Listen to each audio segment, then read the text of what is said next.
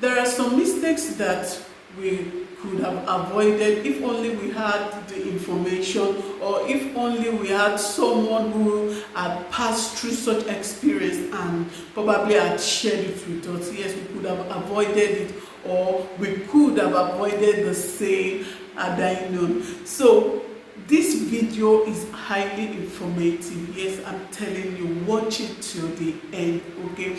But before we go into the video proper, if you have just coming across my video or my channel for the first time, you're welcome.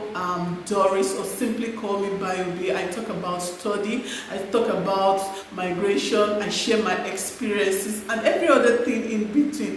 If this is the kind of content that you've been searching for, then you are in the right community.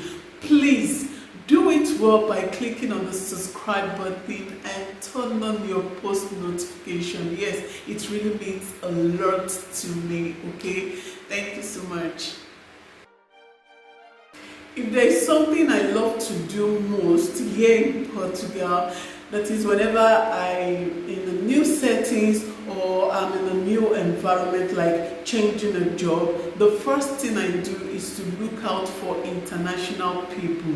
I love a situation where I can rapport with them, ask them questions like how they came into Portugal, how they got their document, and also what they have achieved, so that if I'm still lagging behind, I can actually meet up with them. And you know, information, they say, is power. So I got this point from a friend of mine. I saw her with her mom, and her mom was working in a factory, in a company. So I was like, how did your mom come into Portugal? So she told me that she did a family reunification, and that was how she was able to bring in our mother. There is this mistake that some of us used to make. When my friend and I got talking, she's in Mozambique, and I found out that she lost her mom when she was younger, and her mother's sister had been the one taking care of her until she grew and married and came to Portugal. And when she had a baby, she then had to do family reunification to bring in her mother so that her mother could assist her.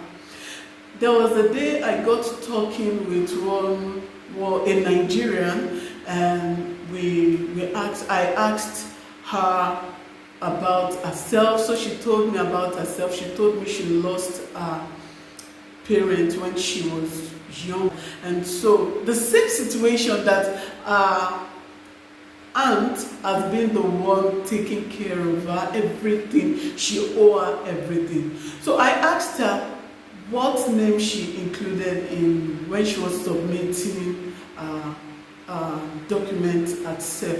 She told me she put her late mother's name. That is I see that as a very big mistake. Why? Because the mother had died long ago, and someone who had stood in place of your mother, her name could not be written. I'm sure she was saying it that since it's not a biological mother, so there is no point for her to include the aunt's name. Well, that is a costly mistake, because one, I see that it's not only your biological parents that should be your mother. Anyone can be your mother. And so if she had included her aunt's name, who has been the one taking care of her right from when she was in primary school, secondary school, university, she took you as a daughter, and I see that the thing that you could have made her happy is you including her name. I'm saying that as a mistake, and a lot of us, some of us might be in that position or might be in that situation. These are some of the mistakes that majority of people do. Because why? They are not informed. They don't know. The Mozambique lady used her own very well, while the other one, because she never knew. But now you are hearing, you are watching this video, and you are about to fill a document. Why not use advantage? Why not take advantage? Someone who has spent most of her time, who have invested in you, now that you can pay her back or do something that will also make her happy, why not use the opportunity for yourself?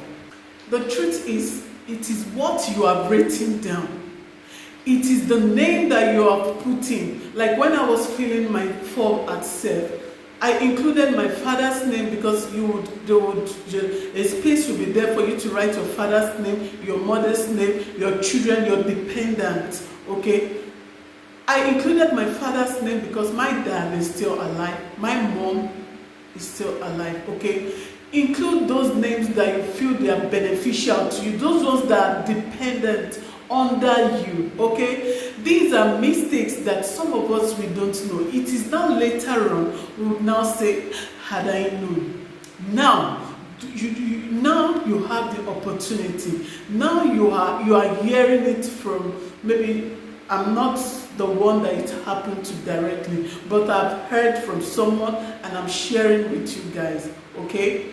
There is another belief that some of us have, and that is in the area of surname. For example, I have a sister who is married, and her surname and the husband's name are not same.